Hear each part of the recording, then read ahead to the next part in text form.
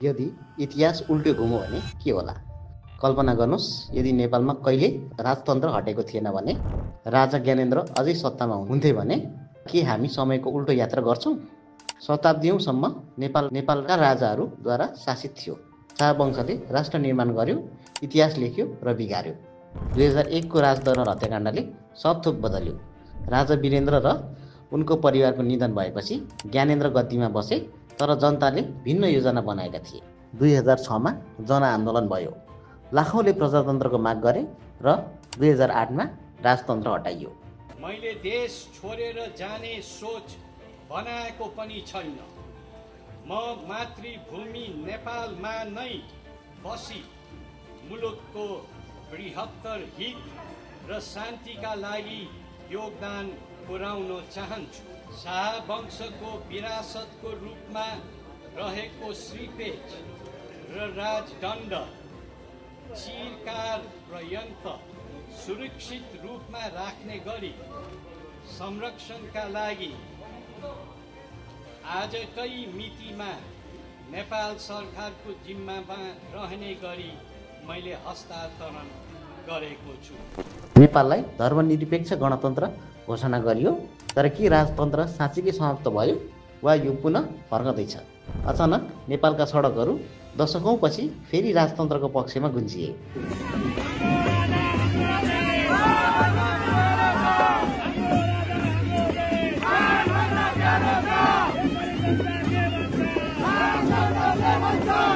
दस हजार, 40,000 वा 1 लाख भन्दा बढी सङ्ख्याहरू बढ्दैछन् र तनाव बढ्दैछ।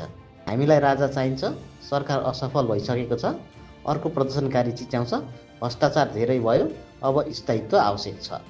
सरकार चुपचाप बसेको छैन। सत्तारूढ दलका नेताहरूले कडा प्रतिक्रिया दिएका छन्।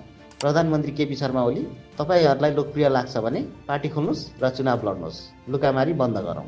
पूर्व राजा ज्ञानेन्द्र शाहले गरेको सम्बोधन सुनेर छक्क लाग्यो। संविधानको पनि कुरा गर्नुहुन्न त उहाँ, त कानुनको पनि कुरा गर्नुहुन्न उहाँ, लोकतन्त्रको कुरा गर्नुहुन्न, प्रणालीको कुरा गर्नुहुन्न, प्रक्रियाको कुरा गर्नुहुन्न।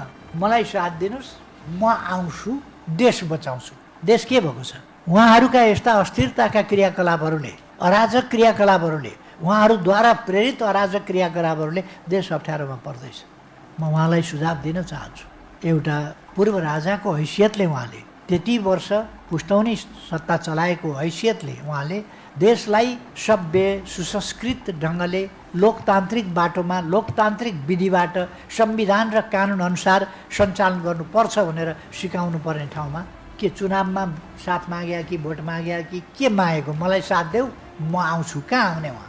पोलिटिक्समा आउनुहोस् न, हामी त स्वागत गर्छौँ त। राजनीतिमा आउने कि राजनीतिमा आउने? राजनीतिमा आउने भने यु आर वेलकम, आउनुहोस्, स्वागत छ।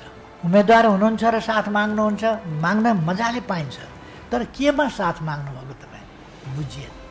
पुष्पकमल दाहाल, ज्ञानेन्द्रले पहिले गल्ती गरेका थिए र फेरि गल्ती गरे भने ठुलो मूल्य चुकाउनु पर्नेछ। राजाको बारेमा 250 वर्षसम्म राजा महाराजाले यो देशलाई कहाँ पुर्याए नेपाली जनताले बिर्सेको छ। मूर्ति चोरको हुन्।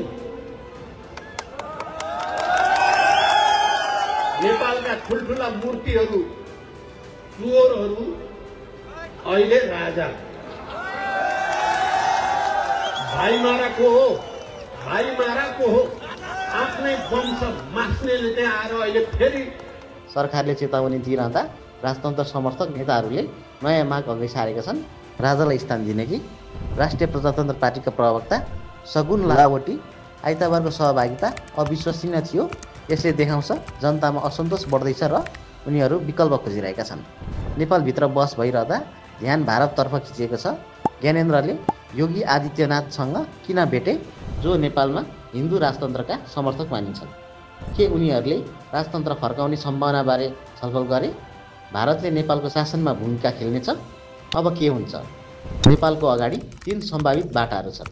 पहिलो विकल्प राजतन्त्रको पुनर्स्थापना, बढ्दो जनसमर्थनसँगै सरकार ढल्छ, जनमत सङ्ग्रह गरिन्छ र राजतन्त्र पुनः स्थापना हुन्छ। नेपाल पुनः राजाको शासनमा जान तयार छ। दोस्रो विकल्प बलियो गणतन्त्र, वर्तमान सरकार बलियो हुन्छ, सुधार ल्याउँछ र जनताको विश्वास जित्छ। के लोकतन्त्रले अबको दिनमा आश्वासनहरू पुरा गर्न सक्छ? तेस्रो विकल्प मिश्रित प्रणाली संवैधानिक राजतन्त्र के नेपालले बेलायत जस्तै मिश्रित प्रणाली अपनाउन सक्छ? नेपाल दो बाटोमा छ। अबको निर्णय तपाईँ हामीले गर्नेछौँ। अब के हुन्छ तपाईँले निर्णय गर्नुहोस्। तपाईँको विचार कमेन्टमा लेख्नुहोस्। नेपालमा पुनः राजतन्त्र आवश्यक छ कि लोकतन्त्र नै ठिक छ?